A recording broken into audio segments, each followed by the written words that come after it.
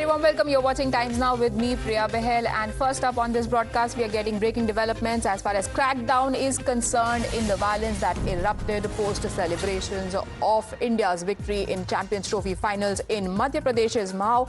Now, police have so far for clashes that are said to have took place outside a mosque between two groups. One, well, that was a part of a procession. The other group, details are not exactly known. What was that group all about? There are reports that suggest that it was about burning firecrackers that the groups first started clashing about, eventually leading to arson and vandalism, visuals of which are playing out on your screens. And now the latest information coming in is that 13 people have been arrested and some of them have been slapped with NSA charges as well. और जो FIR हुई थी उसके आधार पर अभी तक जो अंतिम जानकारी मैंने ली थी कि 13 लोगों को उसमें गिरफ्तार भी किया गया है। कुछ लोगों के खिलाफ हम लोग रासुका की भी कार्रवाई करेंगे। कुछ अन्य भी एफआईआर इसमें लॉन्च होने की संभावना है, जिस तरीके से लोग आ रहे हैं और वीडियोस देख रहे हैं। कुल मिला के अभी पूरी तरीके से शांति स्थापित है और हमारी तरफ से जो भी कार्रवाई बनती है, वैधानिक कार्रवाई बनती है, वो कड़ी से कड़ी कार्रवाई की जाएगी, जिससे भविष्य में इस प्रकार की घटनाओं की पुनरावृत्ति ना हो और कोई भी एक भी जो जिम्मेदार व्यक्ति है उसको बख्शा नहीं जाएगा। जहाँ तक बंद आदि कराने वाली बात है, मुझे लगता है इसकी कोई भी आवश्यकता नहीं है, क्योंकि शांति स्थापित है, प्रशासन अपना काम कर रहा है और जो भी दोषी हैं उनमें से किसी को भी बख्शने का कोई सवाल पैदा नहीं। सर, ऐसी घटनाओं को लेकर सोशल मीडिया पे जरूर वायरल हो जाता है सर, ऐसे लोगों को भी अगर कोई सोशल मीडिया पे पहले से ही 144 के इस प्रकार के निर्देश हैं कि अगर कहीं कोई अफवाह फैलाता है या इस प्रकार की चीज़ सामने आती है तो उसके खिलाफ कार्रवाई बनती है। आपके माध्यम से मैं सबसे अपील करता हूं कि कृपया इस प्रकार की अफवाहों से बचें और सोशल मीडिया का इस्तेमाल अफवाहों को फैलाने के लिए ना करें, क्योंकि इसके लिए आपके खिलाफ कार्रवाई भी हो सकती है। कुछ घायल भी हुए हैं। My colleague Makarand now joins us for more. Makarand, ये जो 13 लोग पकड़े गए हैं, इनके बारे में हमें और क्या जानकारी मिली है? देखिए, अभी फिलहाल पुलिस जांच जारी है और इस पूरे मामले में शहर काजी भी अपना पक्ष रख रहे हैं। अब थोड़ी देर बाद ये स्पष्ट हो पाएगा कि किनका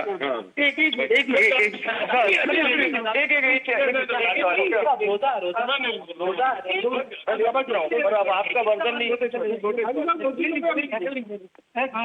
हमारे साथ शहर काजी है बातचीत करता है।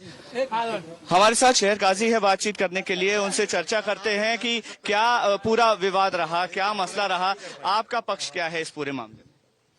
फिर से कहिए। अब चलिए। शहर काजी होने के नाते आपका पक्ष क्या है इस पूरे विवाद को लेकर?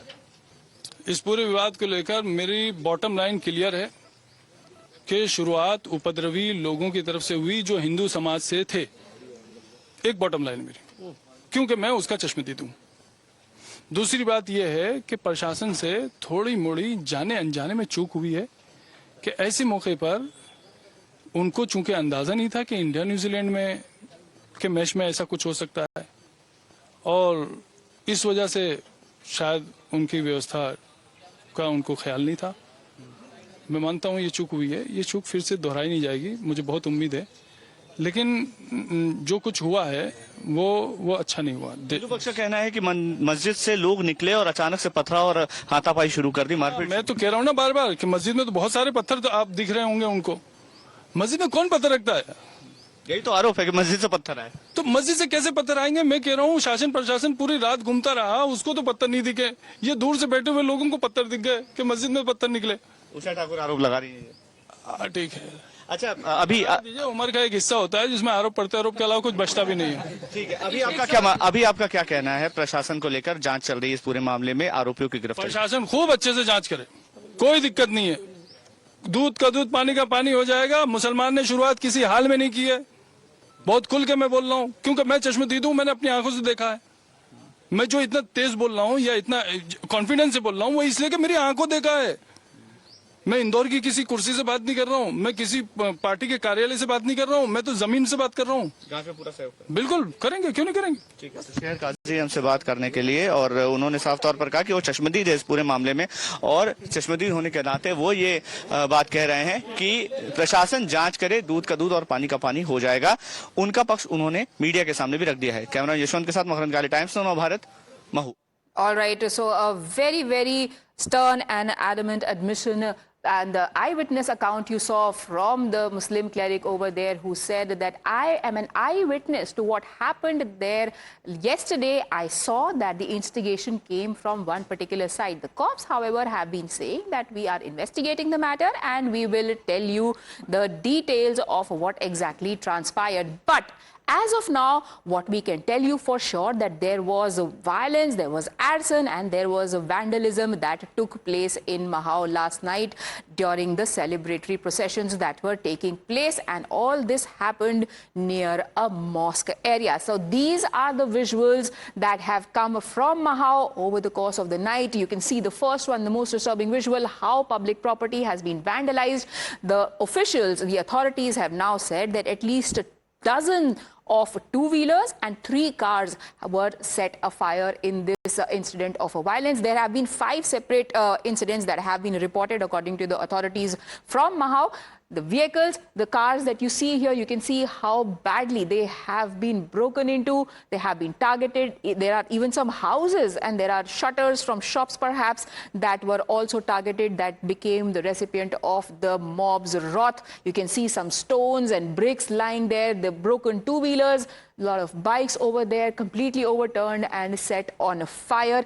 Then you have stones that were being pelted. This has also been made part of the official version of what really happened, that there was stone pelting that took place, after which obviously security has been beefed up, and the local MLA, who's from the BJP, is also on the ground taking stock of the situation. Listening to what the cops are saying now. यहाँ पे दो पक्षों के बीच में तनाव हुआ है और कुछ आगजनी और कुछ पथराव की घटनाएं हुई हैं। अभी स्थिति पूरी तरह काबू में है, पूरी तरह शांति है यहाँ पे, और मैं सभी को ये सख्त रूप से बताना चाहूँगा कि कोई भी किसी अफवाह पर ध्यान न दे और किसी भी तरह से कानून व्यवस्था को अपने हाथ में लेने का प्रयास ना करे। घटना यहाँ पे जो जुलूस निकला था मैच के संबंध में, उसमें जुलूस के दौरान कुछ उसमें तनाव की स्थिति उत्पन्न हुई। इसके बाद जो है उसमें पथराव और आगजनी की घटना है। इस पूरे का अंदाज़ा अभी लगाया जा रहा है, और जो है इसमें जो वैधानिक कार्रवाइयाँ हैं वो पूरी करेंगे हम अभी, और उसके अनुसार जिसमें जो लोग दोषी पाए जाएंगे उस पर भी हम कड़ी कार्रवाई करेंगे। 4-5 स्पॉट्स हैं जो शहर के मध्य में जहाँ पे पथराव की घटना हुई है, ये पूरा असर्टन किया जा रहा है। इंडिया न्यूजीलैंड मैच के बाद कुछ जुलूस निकल रहे थे, जिसमें कुछ लोगों ने मस्जिद के बाहर पटाखे चलाए, जिसके बाद दोनों पक्षों में विवाद की स्थिति उत्पन्न हुई और दोनों तरफ से पथराव हुआ। पुलिस बल जो है वो पूरी तरह यहाँ पे मौजूद है और लगातार पेट्रोलिंग भी कर रहा है। अभी यहाँ पे पूरी तरह से शांति बनी हुई है। कितने लोगों का अभी कुछ लोगों को चिन्हित किया हुआ है और उन पे पुलिस बहुत सख्त कार्रवाई भी कर रही है। पुलिस उनको अभी रात को ही उनको पकड़ेगी भी, और बाकी लोगों को भी आपके माध्यम से मैसेज भी देना चाहती है कि कोई भी किसी तरह की अफवाह में ना विश्वास करे और ना ही कोई तरह की अफवाह फैलाए। अभी यहाँ पे 3 लोगों के घायल होने की सूचना मिली है।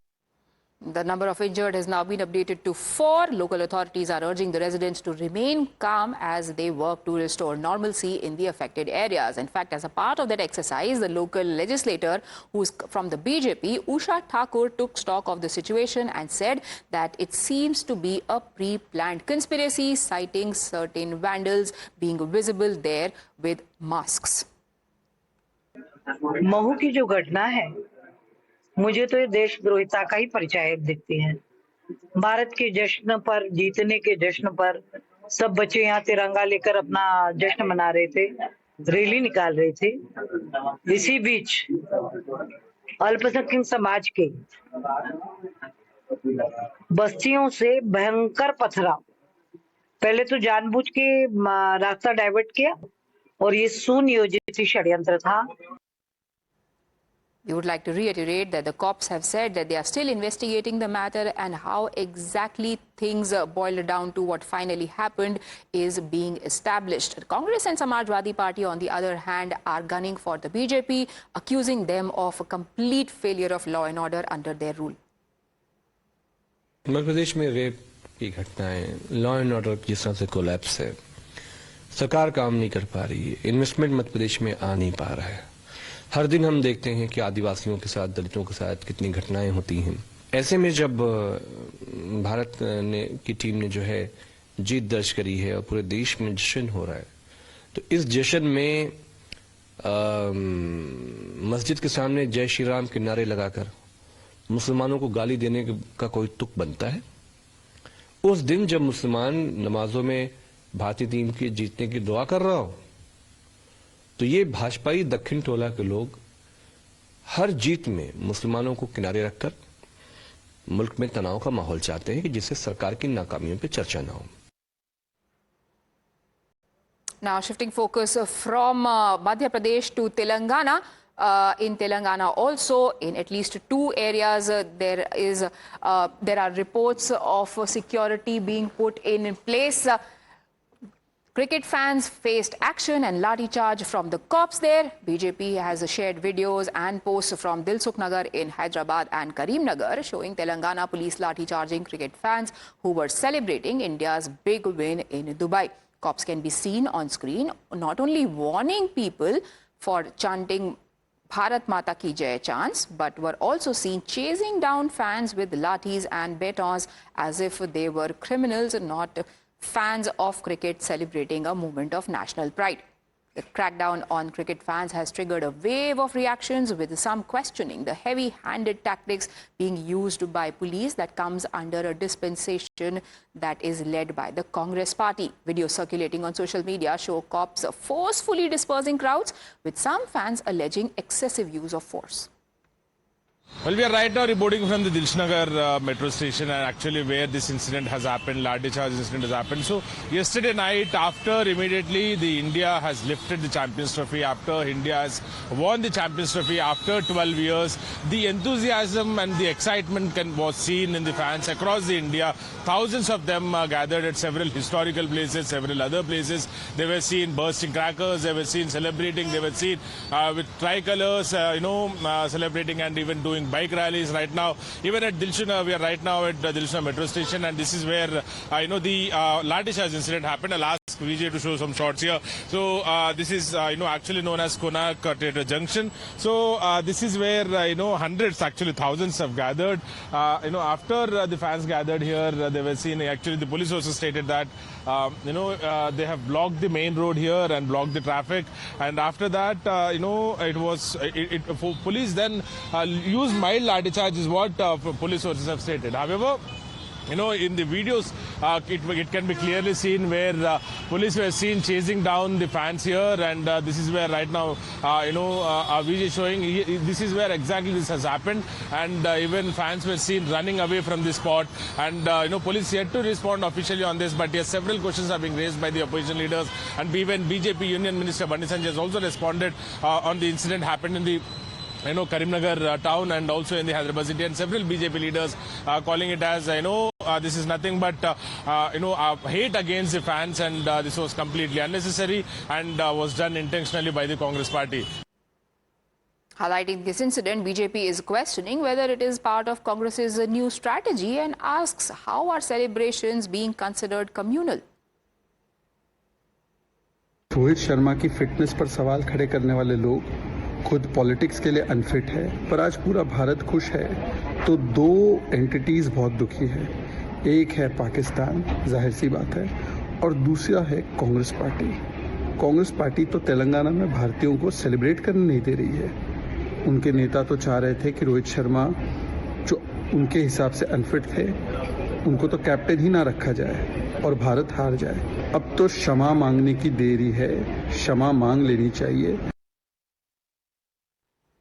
Congress, on the other hand, is citing the example of what has happened in Madhya Pradesh's Mao. They are saying, had we not put security in place, had our cops not cracked down, you would have perhaps seen a redux of what happened in Madhya Pradesh. Pramod ji, कल Indian team champion बनी champions trophy में और कई जगहों पर पथराव हुए। जो क्रिकेट फैंस थे उसमें तेलंगाना में लाठीचार्ज और मध्य प्रदेश के महू में भी पथराव की घटना सामने आई है। क्या करते हैं, महू होने देते मध्य प्रदेश में तो तेलंगाना की सरकार ने सही कदम उठाया, दोनों को डिस्कस कर दिया। महू में कुछ ज़्यादा हो गया नतीजे के तौर पर, वहाँ तोड़ फोड़ आगजनी सब कुछ तो हो गया। कानून व्यवस्था नहीं संभल रही है भाजपा। मैं तो कहूंगा कि भारतीय जनता पार्टी जो वास्तविक मुद्दे नहीं है उन मुद्दों को ढूंढ कर लाती है। वास्तविक मुद्दे आज देश के सामने क्या है? गिरती हुई हमारी अर्थव्यवस्था है, लड़खड़ाता हुआ शेयर बाजार है, जिसमें मध्यम और छोटे लोगों का पैसा लगा हुआ है। उस पर सरकार की या बीजेपी की कोई टिप्पणी नहीं आती है, ये दुखद है। Who would have thought that celebrations of a cricketing victory would descend into clashes and violence and arson and politics? Times Now will keep track of all the developments, taking a very quick break right now.